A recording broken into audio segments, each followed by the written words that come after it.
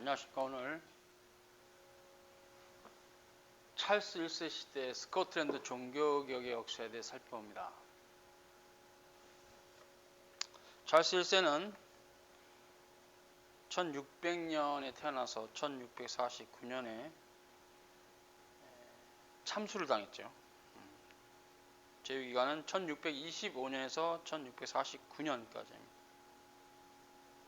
1625년 5월 27일 제임스 1세가 죽었을 때 부친의 뒤를 이어서 왕이 되었습니다. 제임스 1세와 같이 찰스 1세도 왕권 신수설을 믿는 자였기 때문에 교회의 형태는 헨리 8세, 엘리자베트 1세, 그의 부친 제임스 1세로 이어지는 국교회주의를 철저하게 신봉합니다. 무엇보다 이 찰스 1세는 선친이었던 제임스 1세보다도 융통성도 없었고 여러가지 성향과 기질이 제임스 1세만 또 못했어요. 그의 그런 무능은 잉글랜드 역사에서 전무후무한 단두대의 처형으로 그의 생애를 마치는 그런 비극이 이어지게 됐죠. 1635년 찰스 1세는 그의 대관식을 위해서 에딘버러에 방문합니다. 그것은 결국 스코틀랜드의 굉장히 중심적인 도시이고, 그러므로 이제 런던이 수도라 할지라도 에딘버러는 스코틀랜드의 중요한 도시이기 때문에 거기를 갑니다. 그때 그곳에 따라갔던 책사, 찰스 1세 책사라고 할 수 있죠. 종교적인 분야에서, 최소한 종교 영역에서는 책사예요. 그는 캔터베리 대주교였고 런던에 이제 기거했는데 1573년에 태어나서 1645년에 죽습니다. 그의 비극적인 죽음은 우리가 알려진 대로 굉장히 혹독한 프리탄들에 대한 핍박과 압제 가운데 결국 잉글랜드 의회가 그를 합법적으로 소환하고 체포하고 소환하고 해서 그렇게 결국은 사형을 언도합니다. 죽죠. 라우드는 교회적인 문제, 즉 종교 정책에 있어서는 찰스 1세의 좋은 자로서 영향력이 컸어요. 그러면 라우드는 어떠한 생각을 가지고 찰스 1세에게 영향력을 행사하는가? 앵글로 카톨릭 처치, 앵글로 카톨릭주의라 하시는데, 라우드는 스코틀랜드와 잉글랜드 모두에게 앵글로 카톨릭 처치, 앵글리칸 카톨릭주의를 세우고자 했어요. 결국 그것은 국교회주의인데요, 감독교회주의입니다. 잉글랜드의 국교회와 유럽 전체를 지배하고 있던 로마 카톨릭의 카톨릭주의는 좀 차이가, 잉글랜드는 왕이 교회를 지배하는 것이고 카톨릭주의는 교황이 교회를 지배하는 것인데 본질적으로 같아요. 특정한 한 명의 감독이 있어서 그 감독이 교회 전체를 지배하는 겁니다. 잉글랜드는 헨리 8세가 처음 그 물꼬를 텄고 그 이후에 엘리자베트 1세, 제임스 1세, 찰스 1세로 이어지는 그 가운데 그쪽 형태로 계속 가요. 그래서 그의 정치는 철저한 감독 정치, 왕이 교회를 지배하는 수장령, 통일령도 있었고 나중에 이제 그렇고요. 교회 정치는 구원의 교리에 있어서는 윌리엄 라우드는 알미니우스주의자입니다. 이러한 두 가지 점은 후대에 영국 국교에서부터 뛰쳐나온 개신교, 물론 영국 국교도 개신교입니다. 고교회죠. 하이처치라는데 거기에서 뛰쳐나온 저교회, 로우처치가 있어요. 감리교회죠. 감리교회는 바로 웨슬리안이 감독 정치, 영국 국교회의 감독 정치와 영국 국교회가 수납하고 받아들인 교리, 알민수 교리를 채택합니다.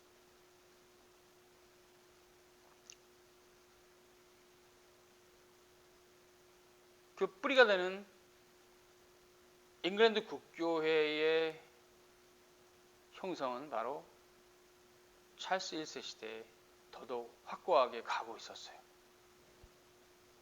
그것은 더더욱 그 선친들, 선대 왕들의 갔던 길을 따라 국교회적인 감독 정치와 또 구원의 교리에 있어서는 그 당시 보편적으로 알려진 개혁 신학, 리포임드 테올로지보다는 알미니우스주의를 따라갔어요. 이것이 이제 잉글랜드 국교회의 중요한 틀이 되고 있습니다.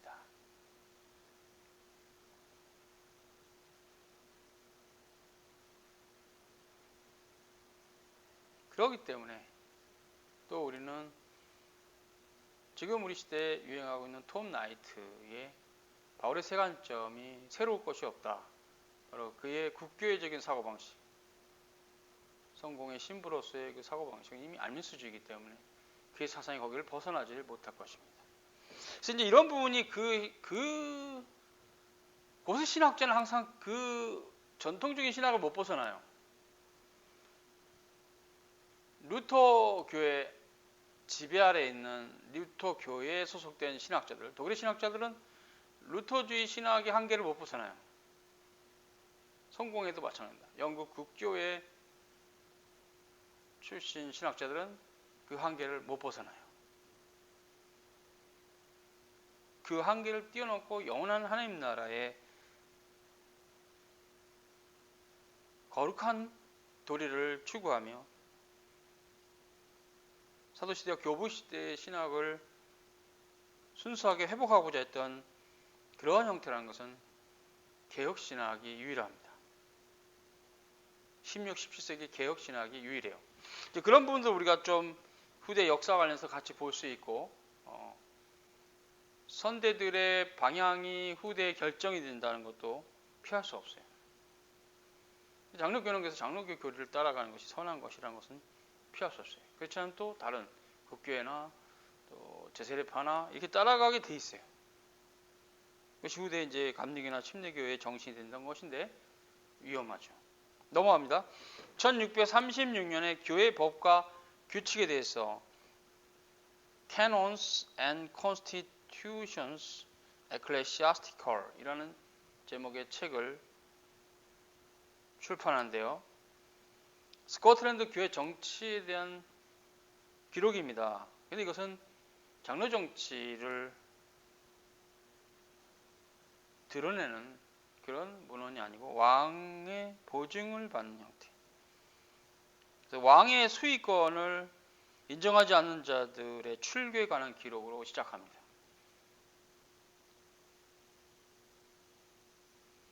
교회 동의 없이도 왕은 절대권이 있다는 것을 주장하죠. 퍼스의 5개 조항도 포함되어 있습니다.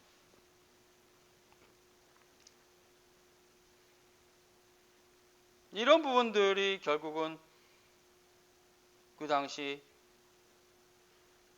개혁 장로교회를 추구했던 프리탄들과 충돌이 되는 부분이었어요.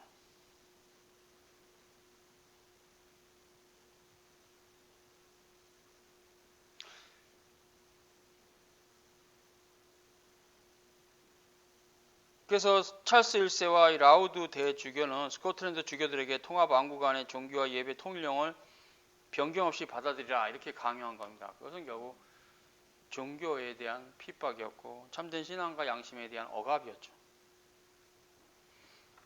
이런 왕의 일방적이고 강압적인 압박에 대해서 스코틀랜드는 저항합니다. 오직 성경과 교회가 역사적으로 받은 정통 교리로. 그게 1938년 국민언약입니다. National Covenant. 1638년 국민언약, 영어로 National Covenant라고 합니다. 이것이 서명이 되는데요. 스코틀랜드 전국에 걸쳐서 이 언약이 알려지고 귀족들과 평민들은 이 언약을 따라가기로 서명합니다.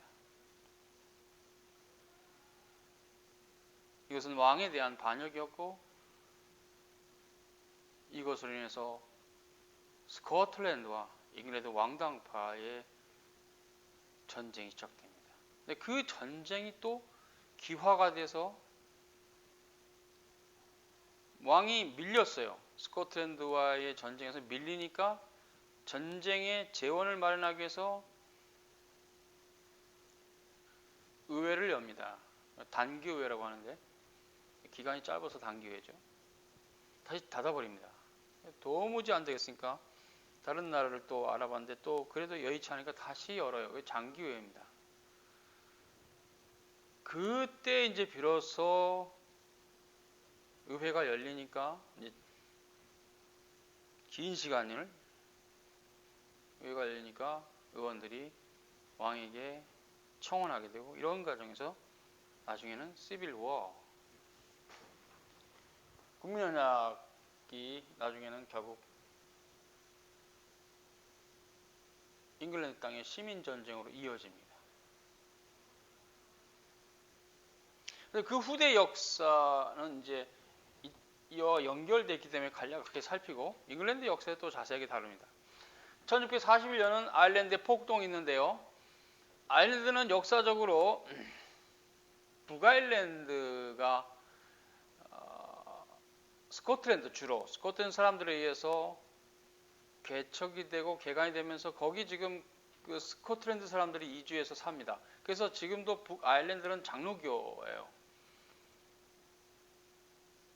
남아일랜드는 카톨릭입니다. 그래서 이 남아일랜드 사람들이 북아일랜드 사람들을 향해서 거의 학살에 가까운 폭동을 일으킵니다. 이것은 이제 군대로 제압이 되지만 어쨌든 이 과정에서 많은 장로교 신자들이 큰 고통 가운데 피해를 입어요.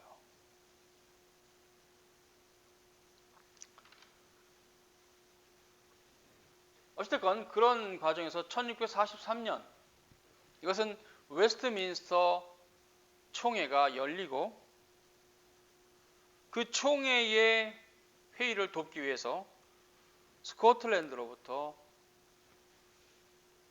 4분의 신학자가 초청을 받아 갑니다. 알렉산더 핸더슨, 조지 길레스피, 로버트 발리, 사무엘 러더퍼드. 탁월한 장로주의 신학자 4분이 가서 그 회의가 끝날 때까지 꽤 중심적인 역할을 하고 돌아옵니다. 그래서 웨스트민스터 총회 결정에 있어서 교회 정치에 있어서는 이 4분들의 영향력이 막강해요. 물론 잉글랜드 역사 가운데 토마스 카트라이트가 중요한 인물입니다. 그분이 잉글랜드 역사에 있어서 교회 정치에서 장로 정치를 정확하게 제시했던 훌륭한 성직자이시고 그 영향을 받아서 그 다음 세대 퓨리탄들이 일어나면서 잉글랜드의 종교개혁이 가능하게 됐는데 그럴지라도 스코틀랜드는 실질적으로 계속 왕가의 싸움 속에서 주교 정치를 반대하고 감독 정치를 밀어내면서 차근차근하게 내공을 다져온 이 그런 면에서 굉장히 탁월합니다.